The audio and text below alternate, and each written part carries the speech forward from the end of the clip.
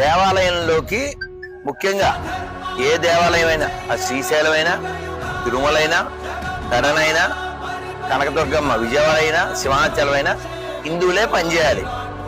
పనిచేయడానికి వచ్చేవాళ్ళు కూడా హిందువులు అయి ఉండాలి. ఎవరికంటే వాడిని పంపిస్తే వాడు రెక్కి నిర్వహిస్తాడు. ఢిల్లీలో ఏమైందో రేపొద్దు గల్లీలో అదే అవుతుంది.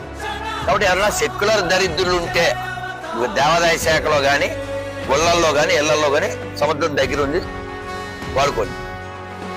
ఎందుకంటే మీరు ఎవరినైతే భయ్యా అనుకుంటున్నారో వాళ్ళ మతాల్లో సెక్యులరిజానికి తావు లేదు. మనకెందుకు ఆ దరిద్రం? మనం ఖచ్చితంగా గౌరవిద్దాం, ఖచ్చితంగా ఇతర మతస్థులను గౌరవిద్దాం. ఎప్పుడు వాళ్ళు కూడా మనం గౌరవిస్తే కదా. ఎంత గౌరవిద్దాం? వాళ్ళు ఎంత గౌరవిస్తే అంత గౌరవిద్దాం. వాడు నా రాముణ్ణి ఎంత గౌరవిస్తాడో నేను వాడి దేవుణ్ణి అంతే గౌరవిస్తాను.